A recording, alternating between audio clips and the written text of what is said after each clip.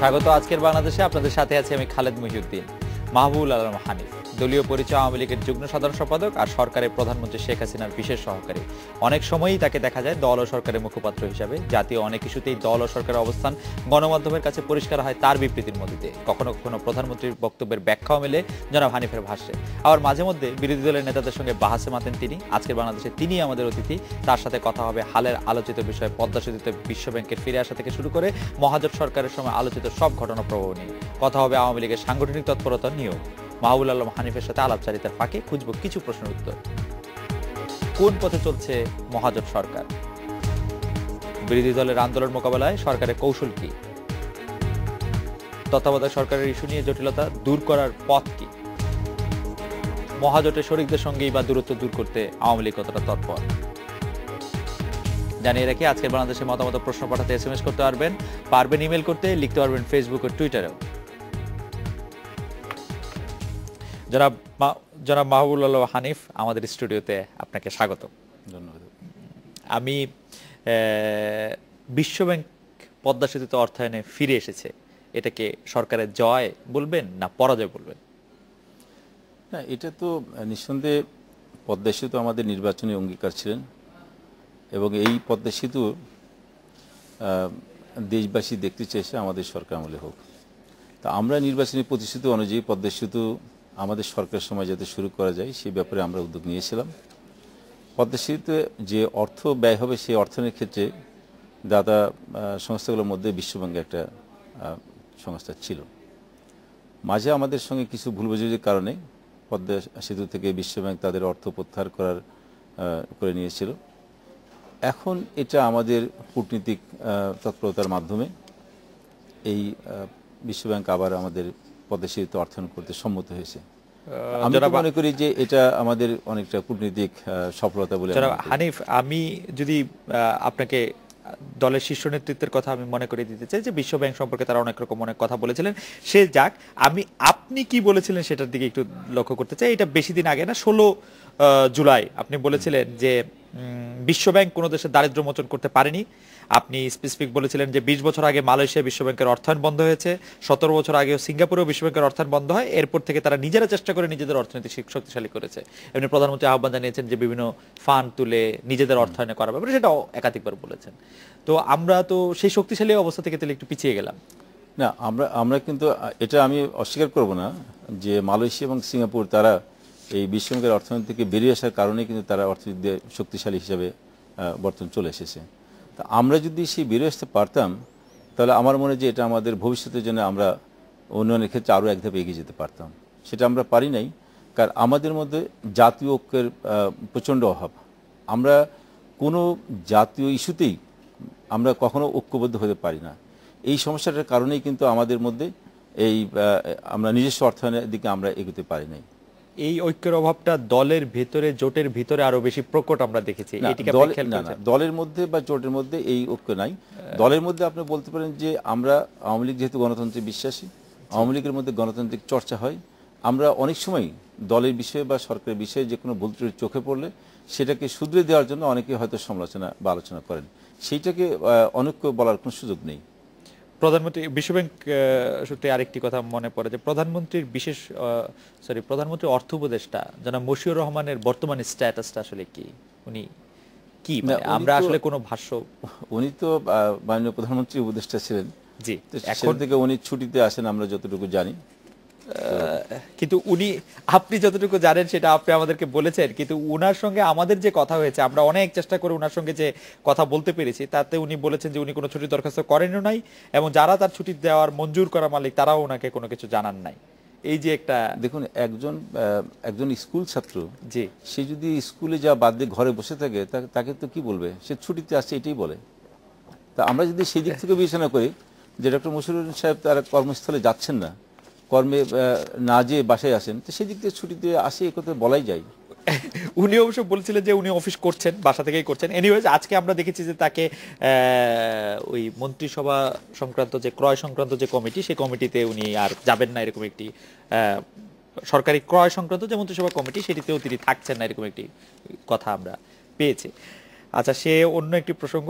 আমরা মানে একটি, আমি জানি না মানে এই প্রশ্নটি বেশি মৌলিক প্রশ্ন হয়ে যায় কিনা, যদি হয় তাহলে ক্ষমা করবেন। প্রধানমন্ত্রীর বিশেষ সহকারী হিসাবে আপনার সরকারি দায়িত্বটা আসলে কি? না, সরকারি দায়িত্ব বলতে এখানে আসলে ওইভাবে আমাদের রুলস অফ বিজনেস নেই। আমরা মূলত প্রধানমন্ত্রীর বিশেষ সহকারী হিসেবে উনি যখন যে দায়িত্বটা পালন করতে বলেন সেটাই পালন করি। সেইটার ব্যাপারেই আপনি বেশি মনোযোগী হন। আচ্ছা, আমরা একটু ঢাকার বাইরে আমাদের চট্টগ্রামের আবাসিক প্রধান জনাব মামুন আব্দুল্লাহ আছেন। তো মামুন আব্দুল্লাহ কাছে আমরা একটা বিষয়, একটা প্রশ্ন মামুন আব্দুল্লাহ আপনাকে করতে চাচ্ছেন। জনাব মামুন আব্দুল্লাহ, আমাদের সঙ্গে জনাব মাহবুবুল আলম হানিফ আছেন। আপনি একটি বিষয় তার কাছে জানতে চাইছিলেন, আপনি বলবেন এটি? মামুন আব্দুল্লাহ।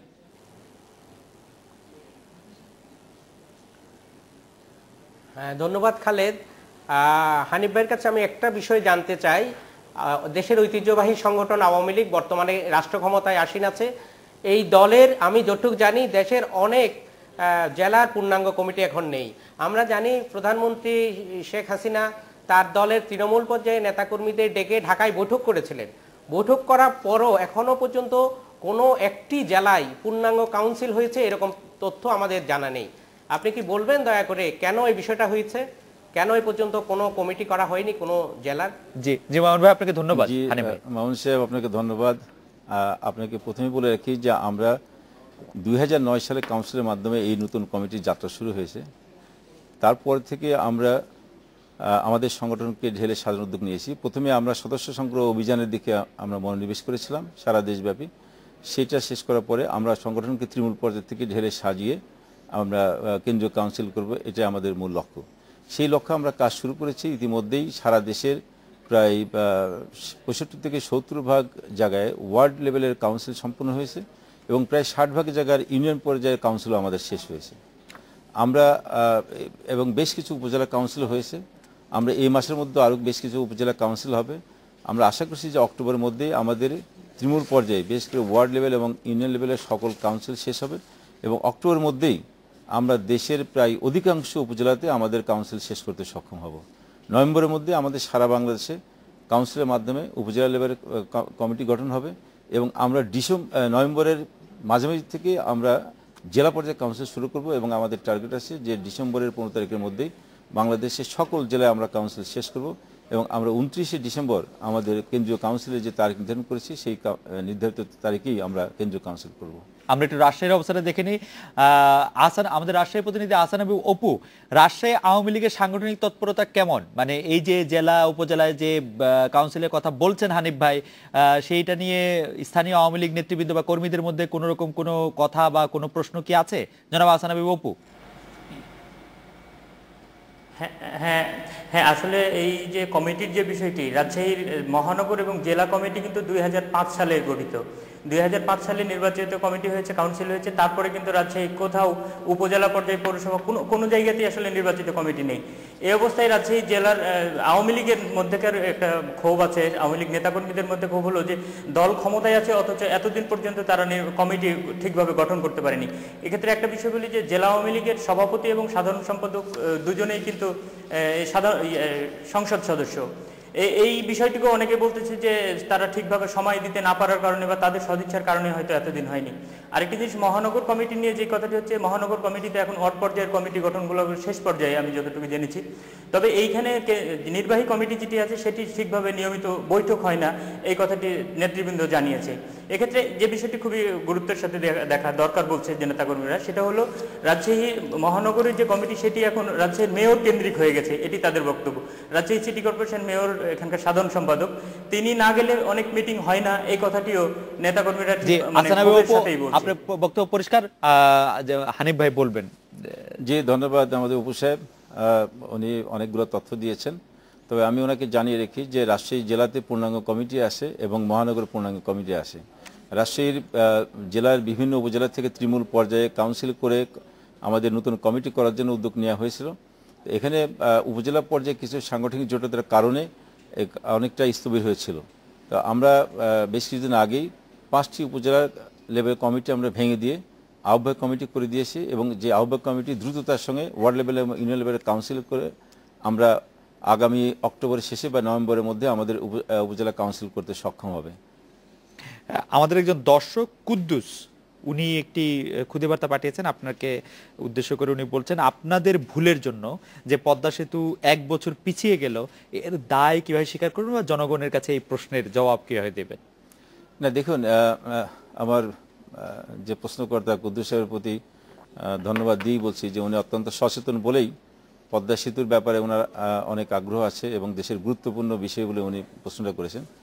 তবে আপনাদের জানিয়ে রাখি যে পদ্মা সেতু নিয়ে যে বিশ্বব্যাংকের সঙ্গে ভুল বোঝাবুঝি হয়েছিল, এটা কিন্তু আসলে সরকার এক্ষেত্রে খুব একটা করার কিছু ছিল না, কারণ এটা সম্পূর্ণভাবেই রাজনৈতিক উদ্দেশ্যপূর্ণভাবেই হয়েছিল। এবং আপনাদের আগেও বলেছি যে আমাদের দেশের মধ্যে জাতীয় অনৈক্য থাকার কারণেই, ঐক্য না থাকার কারণেই আমাদের রাজনৈতিক দলগুলোর মধ্যে অনেকেই চেয়েছে পদ্মা সেতুতে বিশ্বব্যাংকের অর্থায়ন এই সরকার আমলে না হোক।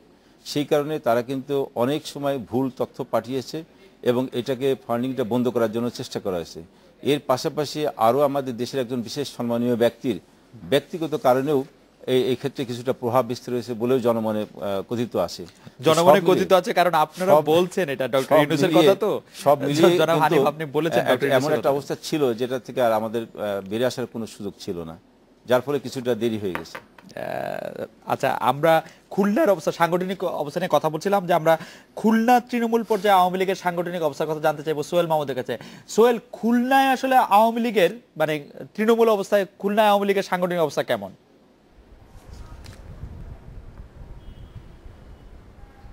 ধন্যবাদ খালেদ। খুলনাতে আমি আজকে আওয়ামী লীগের শীর্ষ পর্যায়ের বেশ কয়েকজন নেতার সঙ্গে কথা বলেছিলাম। তো খুলনার অবস্থাটা এরকম যে ওনারা আমাদেরকে জানিয়েছেন যে গত 9 বছর খুলনাতে কিন্তু আসলে কোনো সম্মেলন হয়নি, বর্তমানে এখানে একটি সম্মেলন চলছে এবং তারা জানিয়েছেন যে আমাদের উপজেলা পর্যায়ে এর অবস্থা আরও খারাপ, সেখানে কিন্তু এখনো পর্যন্ত সেই ধরনের কোনো সম্মেলনের উদ্যোগ তারা এখনো নেয়নি।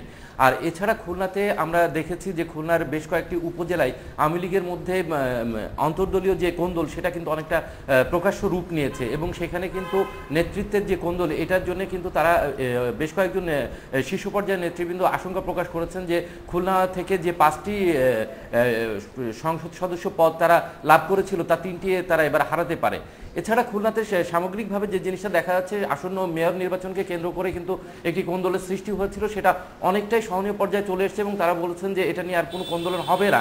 কিন্তু সামগ্রিকভাবে কিন্তু এখানে একটা বিশৃঙ্খল অবস্থার সৃষ্টি হয়েছে আওয়ামী লীগের শীর্ষ পর্যায়ের নেতৃত্বের মধ্যে। সোহেল, আপনাকে ধন্যবাদ। হানিফ ভাই? ধন্যবাদ সোহেল, সে আসলে অনেক গুরুত্বপূর্ণ তথ্যই দিয়েছে, কিছুটা সঠিক চিত্রই দিয়েছে। খুলনা জেলা আওয়ামী লীগের শীর্ষ পর্যায়ে নেতৃত্বের মধ্যে কোন্দল আসে, কোন্দলের কারণেই সংগঠনের কিছুটা ওখানে স্থবিরতা চলে এসেছে। তবে উপজেলা পর্যায়ে বেশিরভাগ উপজেলাতে তৃণমূল পর্যায়ে কাউন্সিল চলছে। তবে খুলনা জেলার মধ্যে দাকব উপজেলাতে সাংগঠনিক অবস্থাটা অনেক স্থবির, কারণ ওখানে স্থানীয় এমপির সঙ্গে উপজেলা চেয়ারম্যানের একটা দ্বন্দ্বের কারণে ওখানে সাংগঠনিক কর্মকাণ্ড অনেকটা স্থবির হয়েছে। তো এই ব্যাপারে আমাদের দৃষ্টিগোচর হয়েছে।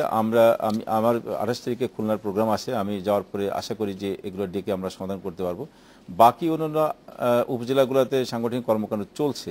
তবে যেহেতু জেলা পর্যায়ের উচ্চ পর্যায়ের জেলা কমিটির উচ্চ পর্যায়ের মধ্যে একটু দ্বন্দ্ব থাকার কারণে কিছুটা স্থবিরতা আছে, এটা আশা করি যে এই মাসের মধ্যে এটা কেটে যাবে। আচ্ছা, আমাদের আরো একজন দর্শক জানতে চেয়েছেন, এটি আবার খুব আজকের বিষয় সম্পর্কে, যে আজকে যে হরতালটি পালিত হলো সেটির কারণ বা সেটি যে করতে হয়েছে দলটিকে বা সাধারণ মানুষ যে সাফার করেছে, এটি সরকারের কোনো দায়টা আপনি কিভাবে দেখবেন? সরকার তাদেরকে হ্যান্ডেল করতে মানে মিস হ্যান্ডেল করেছে কিনা, এটা হচ্ছে দর্শকের প্রশ্ন। না দেখুন, আজকের এই হরতালটা এটা সত্যি একটা দুঃখজনক এবং অনাকাঙ্ক্ষিত, কারণ আমরা সবাই এই ঘটনার প্রতিবাদ জানাচ্ছি। যে ঘটনাকে কেন্দ্র করে হরতাল হলো, যেটা আমরা জানি যে মার্কিন যুক্তরাষ্ট্রে একটা চলচ্চিত্র নির্মাণ হয়েছে যেখানে আমাদের প্রিয় নবী হযরত মুহাম্মদ মুস্তাফা সাল্লাল্লাহু আলাইহি সাল্লামকে নিয়ে একটা ব্যঙ্গচিত্র করা হয়েছে। এটা জানার সঙ্গে সঙ্গে কিন্তু আমরা প্রথম প্রতিবাদ করেছি, নিন্দা জ্ঞাপন করেছি। আমাদের মাননীয় প্রধানমন্ত্রী উনি এর তীব্র প্রতিবাদ করেছেন, নিন্দা জ্ঞাপন করেছেন এবং মার্কিন সরকারের প্রতি আহ্বান জানিয়েছেন যে ওই চলচ্চিত্র নির্মাতাকে গ্রেপ্তার করে তাকে আইনের আওতায় সাজা দেওয়ার জন্য দাবি করেছেন। আমাদের জাতীয় সংসদে এই নিন্দা আলোচনা হয়েছে এবং নিন্দা প্রস্তাবও হয়েছে। আমরা এইটা নিয়ে যাতে আর বিভ্রান্তি না বাড়তে পারে এই কারণে ইউটিউবে যে সমস্ত চলচ্চিত্র অংশ প্রচার করা হয়েছিল সেগুলো আমাদের এখান থেকে বন্ধ করে দেওয়া হয়েছিল। আমরা রাষ্ট্রীয় পর্যায় থেকে সকল পদক্ষেপ নিয়েছিলাম আমাদের প্রিয় নবী হযরত মুহাম্মদ মুস্তাফা সাল্লাল্লাহু আলাইহি ওয়াসাল্লামের প্রতি সম্পূর্ণ সম্মান রেখে, এবং আমরা মার্কিন যুক্তরাষ্ট্রকে অনুরোধ করেছিলাম এবং তারা দাবি করেছিলাম যাতে এটার একটা সুষ্ঠু একটা সমাধান করা যায়। তো এরপরে তো যেখানে রাষ্ট্র যেখানে যেটা প্রতিবাদ করছে, নিন্দা করছে, সেটার জন্য আর কারো তো এটা নিয়ে তারা একটা বিক্ষোভ কথা ছিল না। আমি বলি, কিন্তু আমরা দেখলাম যে গতকালকে আমাদের ইসলামিক দলগুলোর নামে কয়েকটি দল তারা এটা নিয়ে একটা বিক্ষোভ করতে চেয়েছিলেন, যে তারা একটা সমাবেশ করতে চেয়েছিলেন, সমাবেশের জায়গাটা ওখানে রাস্তায় তীব্র যানজট হবে, এই কারণে এটা প্রশাসন থেকে প্রেস ক্লাবে করতে বলা হয়েছিল। এই প্রেস ক্লাবে যাওয়ার পরে বিনা উস্কানিতে ওখানে হঠাৎ করে গাড়ি ভাঙচুর করেছে, অগ্নিসংযোগ করেছে। এটার মধ্যে দেখা গেছে যে গতকালকে এই ভাঙচুর যারা করেছে ওই স্পট থেকে যাদেরকে ভাঙচুরত অবস্থায় গ্রেপ্তার করেছে তারা বেশিরভাগই জামাত ইসলামের কর্মী, ছাত্র শিবিরের কর্মী এবং যুবদল ছাত্রদলের কর্মী। এতে প্রমাণিত যে আসলে ইসলামী দলগুলোর সামনে রেখে পিছন থেকে জামাত এবং বিএনপি একটা নৈরাজ্যকর পরিস্থিতি সৃষ্টি করতে চেয়েছিল এবং সেটার কারণে আজকে হরতাল দিয়েছিল। আপনি দেখেন আজকে হরতালটা জামাত বিএনপির যে যৌথ যোগসাহস সেটা করা হয়েছে ইসলামিক দলগুলোর ঘাড়ে চাপিয়ে, তার বড় একটা উদাহরণ যে সারা দেশে হরতাল রাখছেন, অথচ বেগম খালেদা জিয়ার উনার জনসভার জন্য 3টা জেলাকে হরতাল রাখছেন। এর মাধ্যমে এটা প্রমাণিত। আমরা একটা বিরতি নিচ্ছি, বিরতির পর হানিফ ভাই আপনার কাছে একটু জানতে চাইবো যে এই প্রসঙ্গে আপনারা ধর্মভিত্তিক রাজনীতি নিষিদ্ধ করবেন কিনা। আমরা একটা বিরতি নিচ্ছি।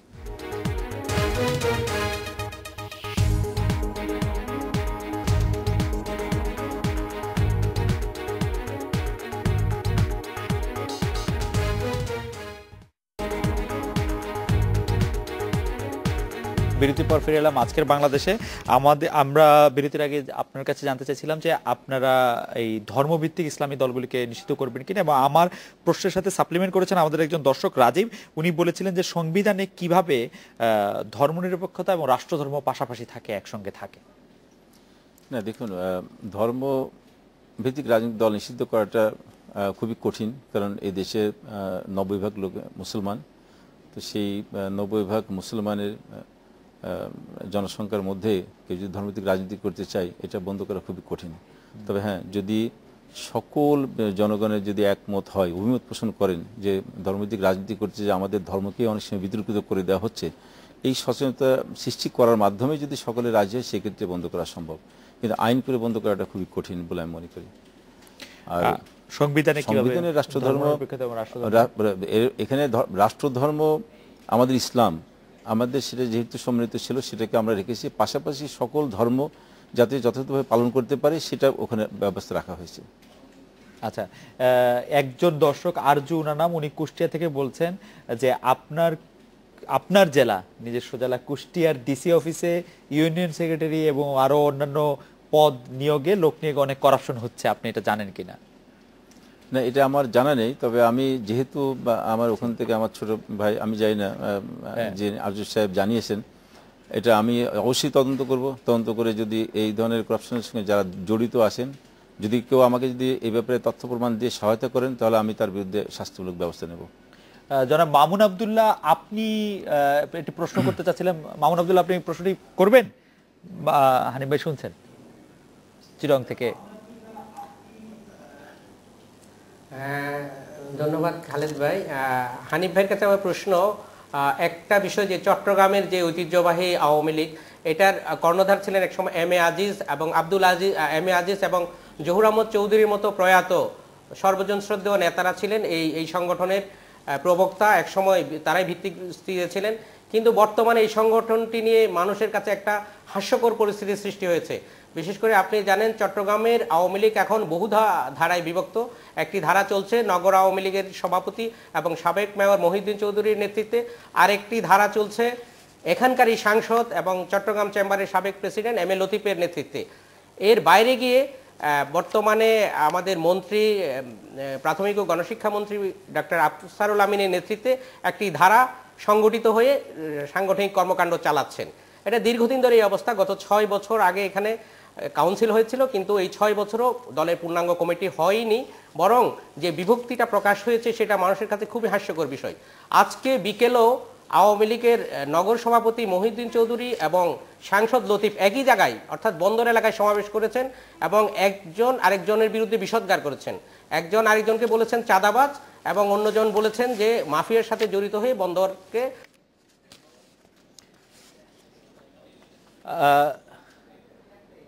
যে একটু টেকনিক্যাল সমস্যা হচ্ছে, তবে মোটামুটি বোধহয় প্রশ্নটি বোঝা গেছে। হানিফ ভাই, আপনি যদি একটু জবাব দিতেন।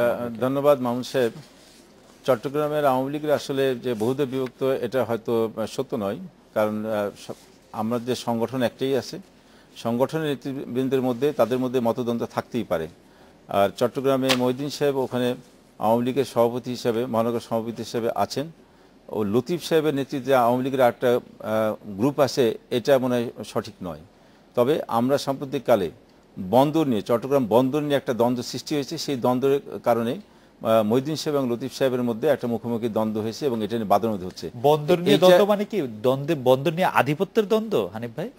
আমি সঠিক জানি না যে ওখানে বন্দর নিয়ে বোধহয় ওখানে একটা দ্বন্দ্ব হয়েছে। তো সেইটার সঙ্গে সংগঠন যে দুই ভাগে বিভক্ত হয়েছে, এটা মনে সঠিক নয়। মামুন ভাই, হানিফ ভাই বলছেন যে বন্দর নিয়ে দ্বন্দ্ব বা বন্দর নিয়ে আধিপত্যের দ্বন্দ্বই সেখানে একটু দ্বন্দ্ব, কিন্তু এতে মানে এটা দুই ব্যক্তির দ্বন্দ্ব, এতে আওয়ামী লীগ সংগঠন হিসেবে দুই ভাগ হচ্ছে না। আপনি কি আপনার অভিজ্ঞতা থেকে কি দেখছেন মামুন ভাই?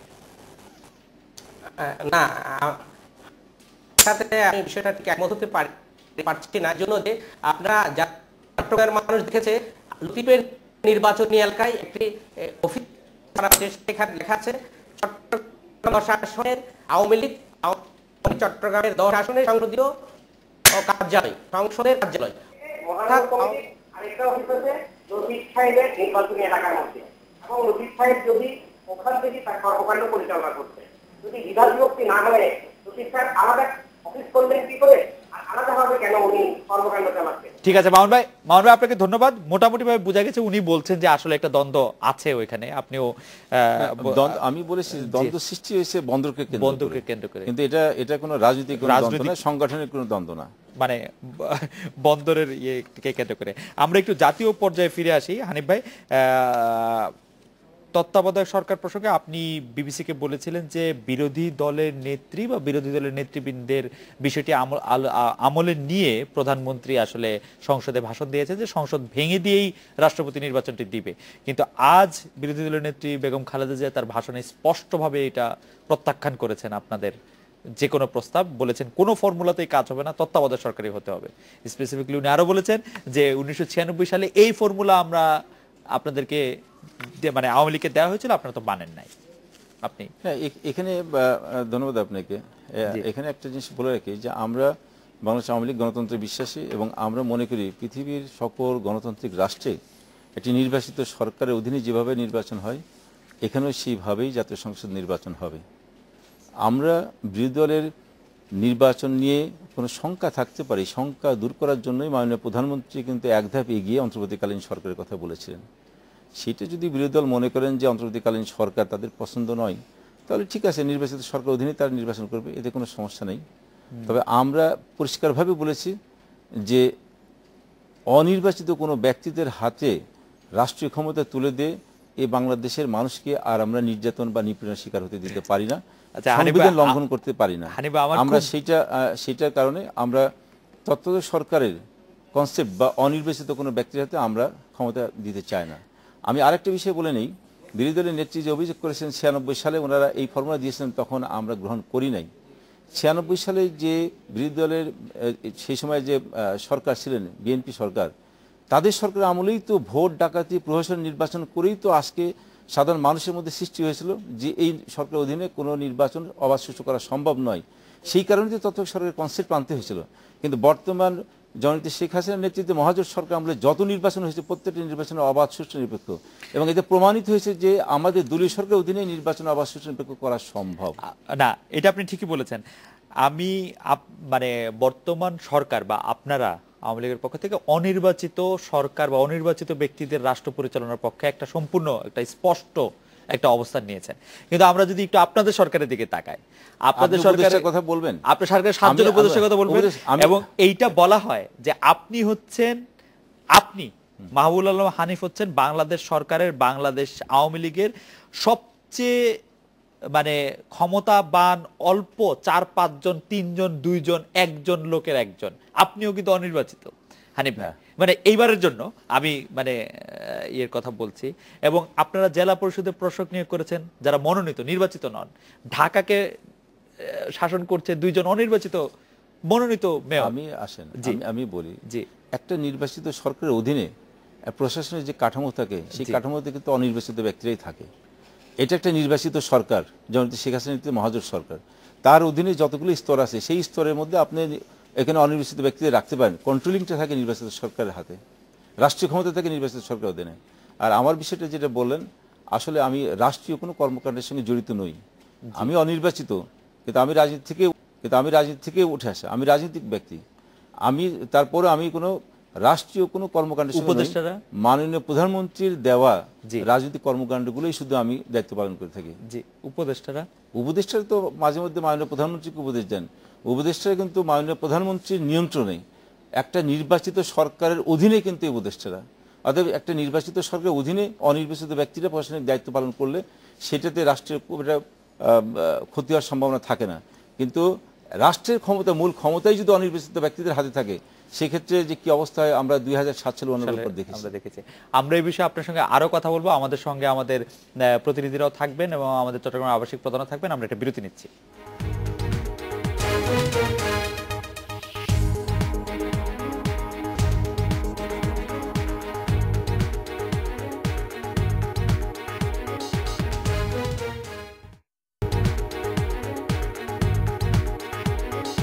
বিরতির পর ফিরে এলাম আজকের বাংলাদেশে। আমি অন্য প্রশ্নে যাওয়ার আগে আমাদের অনেক দর্শকদের একটা সম্মিলিত প্রশ্ন আছে যে আপনি কিভাবে আপনারা মহাজোটের পক্ষ থেকে হোক বা আওয়ামী লীগের পক্ষ থেকে হোক বিরোধী দলের সাথে এই দূরত্বটা কমাবেন? তারা আর সংঘাত দেখতে চায় না, সংঘাতমূলক দেখতে চায় না, এবং আপনারা এককভাবে নির্বাচন করেন সেটাও দেখতে চায় না। আসলে যেটা দেখতে চায় সেটা হচ্ছে যে সব দল নির্বাচনে অংশগ্রহণ করুক, জাতি বা জনগণ যাকে ইচ্ছা তাকে ভোট দেবে। না দেখুন, ধন্যবাদ আমার যে দর্শক অনেকেই প্রশ্ন করেছেন, করেছেন, যারা জি, প্রয়োগ করেছেন, আমি মনে করি যে তারা অত্যন্ত দেশপ্রেমিক। কারণ দেশের মধ্যে রাজনৈতিক সংঘাত হলে দেশের অর্থনৈতিক উন্নয়ন ক্ষতিগ্রস্ত হয় এবং সাধারণ মানুষেরও জনজীবন বিপর্যস্ত হয়। এটা কারোর প্রত্যাশিত নয় বা কারোর কাম্য নয় যে দেশের মধ্যে রাজনৈতিক অস্থিরতা থাকুক। আমরা কিন্তু বাংলাদেশ আওয়ামী লীগ সবসময় গণতন্ত্রে বিশ্বাসী। আমরা কিন্তু আগামী জাতীয় সংসদ নির্বাচন সকল দলকে নিয়ে করার আমরা আগ্রহী। সেই কারণেই যদিও গণতান্ত্রিক রাষ্ট্র ব্যবস্থায় সারা পৃথিবীতে নির্বাচিত সরকারের অধীনেই নির্বাচন হয়, আমরা কিন্তু সেই দিকেই যেতে পারি। কিন্তু শুধুমাত্র বিরোধী দলকে জাতীয় সংসদ নির্বাচনে অংশ নেওয়ার জন্যই মাননীয় প্রধানমন্ত্রী কিন্তু উনি এক ধাপ এগিয়ে অন্তর্বর্তীকালীন সরকারের কথা বলেছেন।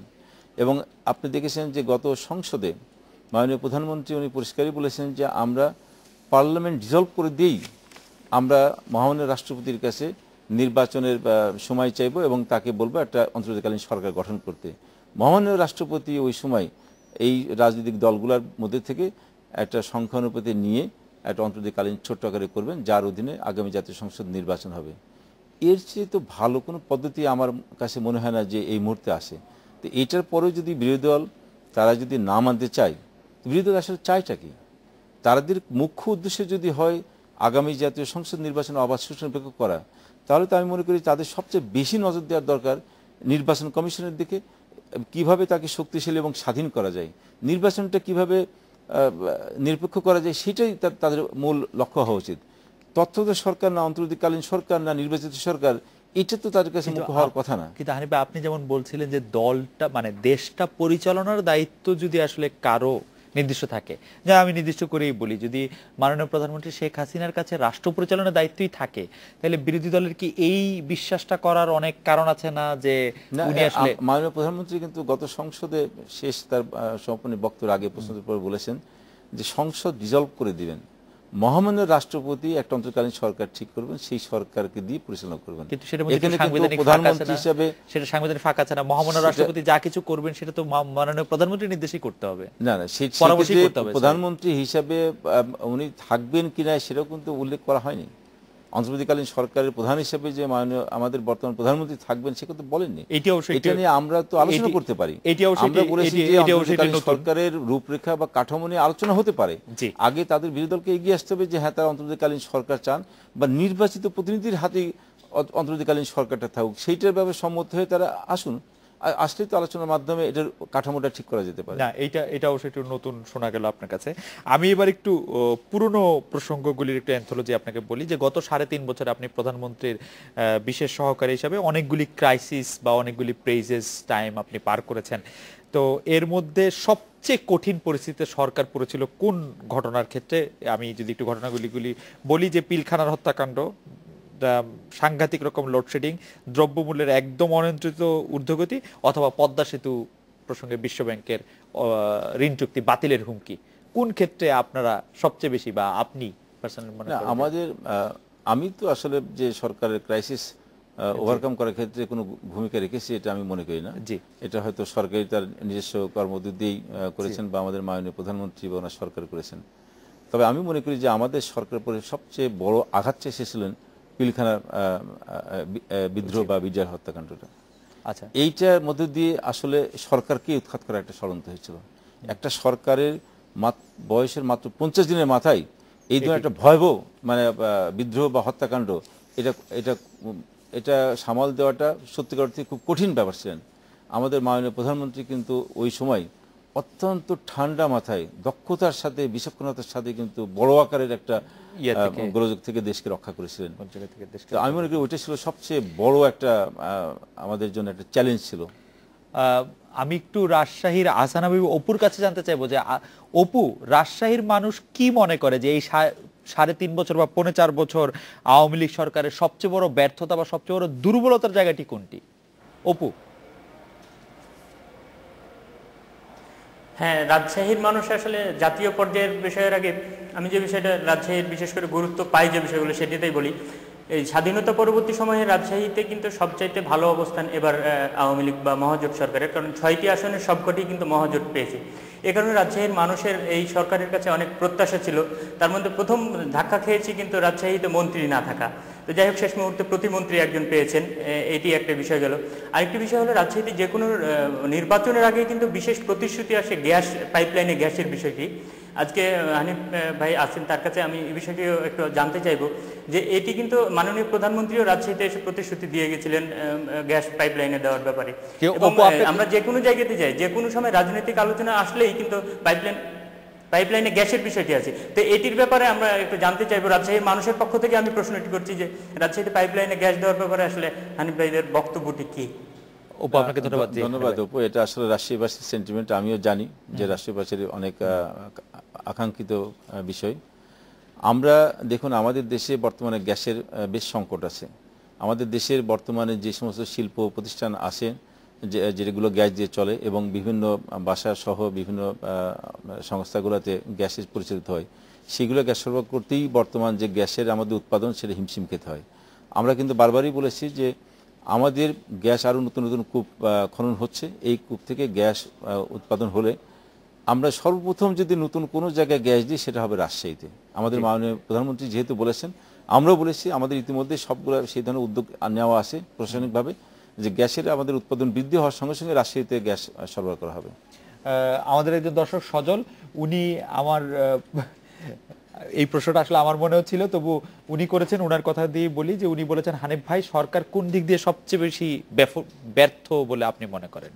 না, আমি মনে করি না যে আমাদের সরকার ব্যর্থ, কারণ আমাদের মতো গরিব দেশে, আমাদের মতো দরিদ্র দেশে এবং বিশাল জনগোষ্ঠী নিয়ে, সীমিত সম্পদ নিয়ে এই সরকার পরিচালনা করা খুব একটা দুরূহ ব্যাপার। সেই দুরূহ কাজটি অত্যন্ত দক্ষতার সঙ্গেই মাননীয় প্রধানমন্ত্রী কাজ করে যাচ্ছেন।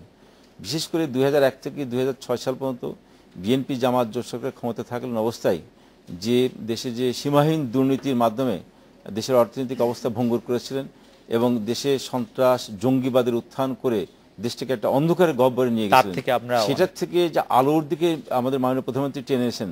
আমাদের এই সরকারের সময় আমরা খাদ্যে সংক্ষিপ্ততা অর্জন করেছি, আমাদের শিক্ষাক্ষেত্রে সফলতা আছে, বিদ্যুৎ ক্ষেত্রে সফলতা আছে, শিল্পক্ষেত্রে আমাদের সফলতা আছে, স্বাস্থ্যক্ষেত্রে সফলতা আছে এবং আধুনিক বাংলাদেশ গড়ার ক্ষেত্রে ই গভর্নেন্সের ব্যাপারে আমরা অনেক দূরে এগিয়ে এসেছি।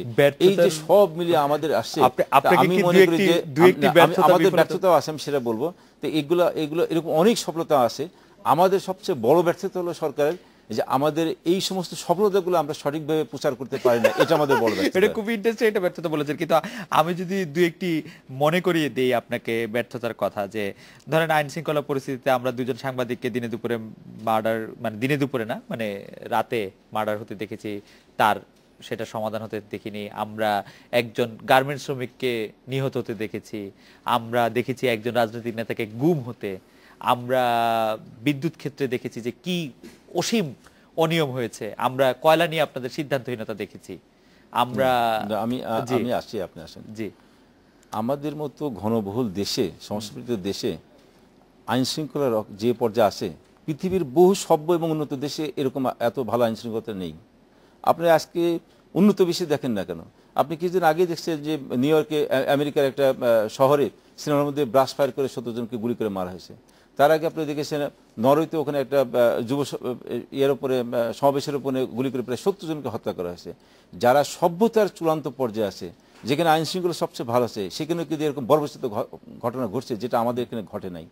আমাদের এখানে বাসা বাড়িতে ডাকাতি বা হওয়ার ডাকাতি করতে যে সম্ভবত বা যে কোনো কারণে হোক হয়তো দুজন সাংবাদিক তার ঘরে নিহত হয়েছেন, এটার ব্যাপারে আইন শৃঙ্খলা রক্ষাকারী বাহিনী কঠোর হস্তে এটা তদন্ত করছে, এবং আমি আশা করি যে এটা তদন্তের মাধ্যমে দোষী ব্যক্তিদেরকে শনাক্ত হবে, আমার বিশ্বাস। ইলিয়াস আলী গুম, আর এখানে ইলিয়াসের গুম আছে, দেখুন আমি আসলে ইলিয়াসের বিষয়টা বলতে চাই না, কারণ এর আগে বলার কারণে হয়তো আমার বিরোধী রাজনীতির অনেকেই আমার প্রতি ক্ষুব্ধ হয়েছিলেন, তারা ভেবেছেন যে হয়তো ইলিয়াসের প্রতি আমি বিদ্বেষমূলক কথা বলছি।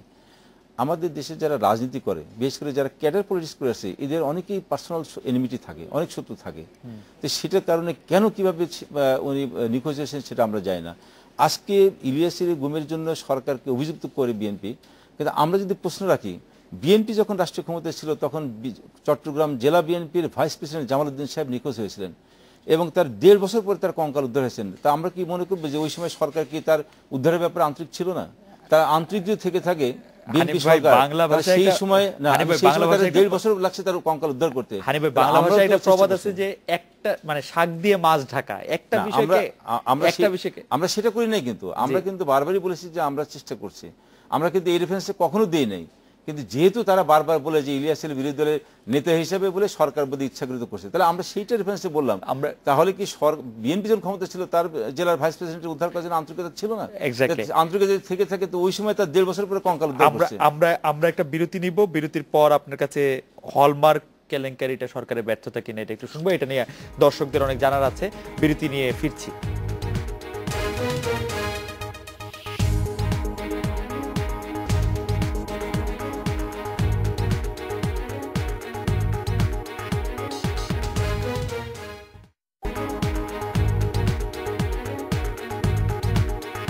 বিরতির পর ফিরে এলাম আজকের বাংলাদেশে। আমি একটু জানতে চাইছিলাম যে হলমার্ক কেলেঙ্কারিটা আপনি আপনার সরকার ব্যর্থতা মনে করেন কিনা। একই সঙ্গে আজকে স্মরণ করে দিতে চাই যে বিরোধী দলের নেত্রী বেগম খালেদা জিয়া আজকে আওয়ামী লীগকে দুর্নীতিগ্রস্ত এবং মহাচোর বলেছেন, এবং তিনি বলেছেন যে হলমার্ক পুঁজিবাজার রেন্টাল পাওয়ার প্ল্যান্ট সহ সর্বত্র দুর্নীতি করে তারা জনগণের অর্থ লুট করেছে।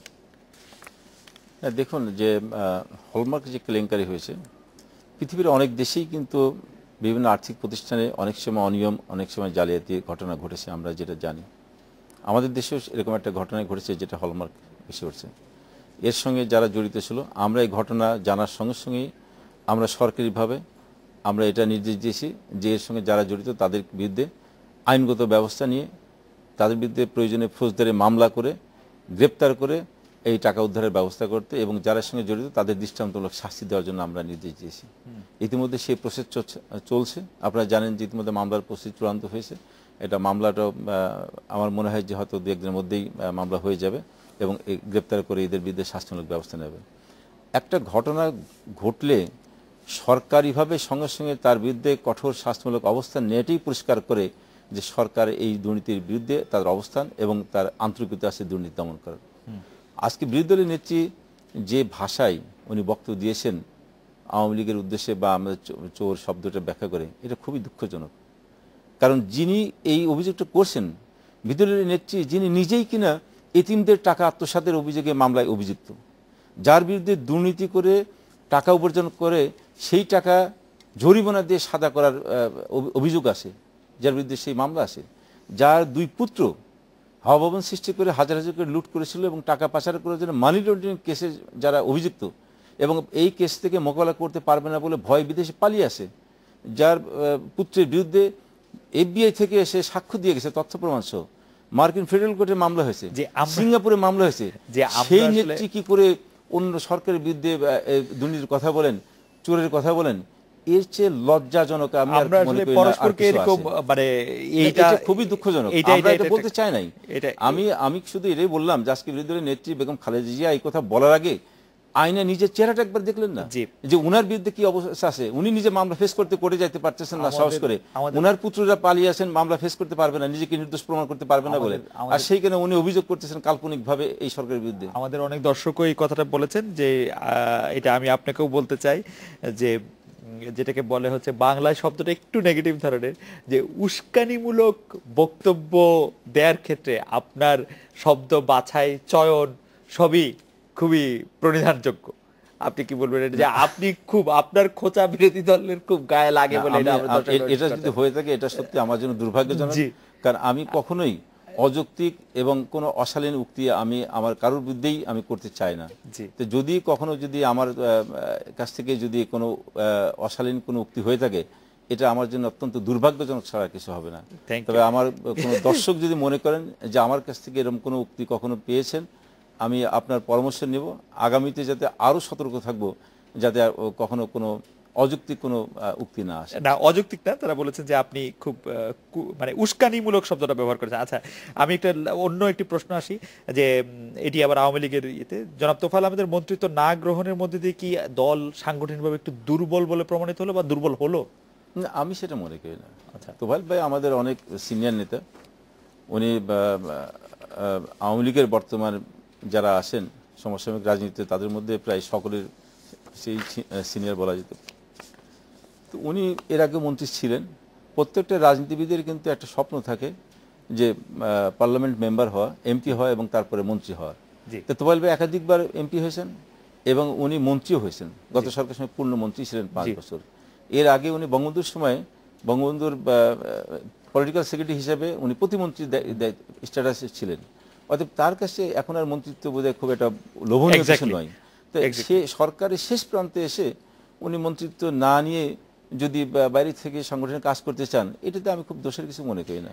আচ্ছা, এবং এটা সংগঠনের এর মধ্যে কোনো বিভ্রান্তি হওয়ার কোনো সুযোগ আছে বলে আমার মনে হয় না। আমাদের আনুষ্ঠানিক এটাই শেষ প্রশ্ন, তারপরে আমরা একটা কোন প্রশ্ন চলে এসেছে যে আমরা একটা অনলাইন সংবাদ মাধ্যমে আমরা দেখেছি যে আপনি আপনাদের সাবেক আওয়ামী লীগের যারা নেতা আছে, 2-1 জন নেতা আছে যেমন মাহমুদুর রহমান মান্না, আবু সাইদ, তাদের মানে টক শোতে গিয়ে তাদের বক্তব্যের একটি মানে কঠোর নিন্দা জ্ঞাপন করেছেন এবং আপনি মনে করেছেন যে এগুলি করা উচিত না। এই প্রসঙ্গে আপনি কিছু বলবেন? আমরা আসলে এই কথাটা এইভাবে এসেছে যে আমাদের 2-1 জন নেতা যারা সাবেক নেতা, বর্তমান যাদের কোনো পদ পদবি নেই, তারা আওয়ামী লীগের সদস্য, প্রাথমিক সদস্য আছে কিনা এটা আমার জানা নেই, কিন্তু তারা নিজেকে সবসময় আওয়ামী লীগের হিসাবে দাবি করে আওয়ামী লীগের বিরুদ্ধে সরকারের বিরুদ্ধে সমালোচনা করে। আচ্ছা, এদেরকে আমরা বলেছিলাম যে এটা হচ্ছে যে অন্য দলের এজেন্ট হিসাবে এই সরকারের বিরুদ্ধে সমালোচনা, সরকারের বিব্রত করার চক্রান্তে লিপ্ত হয়েছে। সেটার বিরুদ্ধে আমরা সাংগঠনিক ব্যবস্থা যাতে নেওয়া যায় আমরা সেই ব্যাপারে বলেছি। আপনারা তাকে আওয়ামী লীগ থেকে তো নিজেদের মধ্যে থেকে বের করে দিতে পারেন। সে তো আওয়ামী লীগ তো নেই, কারণ সে ইতিমধ্যে অন্য দলের সঙ্গে লিয়াজোগ করে এই সরকারের বিরুদ্ধে অপচয় লিপ্ত হয়েছে। অর্থাৎ তাকে আর আওয়ামী লীগের হিসেবে আমরা মনে করি না যে সে আর আছে। রাইট। আজকের অনুষ্ঠানে কথা বলার জন্য জনাব মাহবুবুল আলম হানিফ, আপনাকে অনেক ধন্যবাদ। এছাড়াও আজকে আমাদের সঙ্গে ছিলেন জনাব মামুন আব্দুল্লাহ, জনাব আহসান হাবিব অপু এবং জনাব সোহেল মাহমুদ। আপনাদেরও অনেক ধন্যবাদ। এই ছিল আজকের বাংলাদেশে। দেখা হবে আগামীকাল এই সময়। শুভরাত্রি।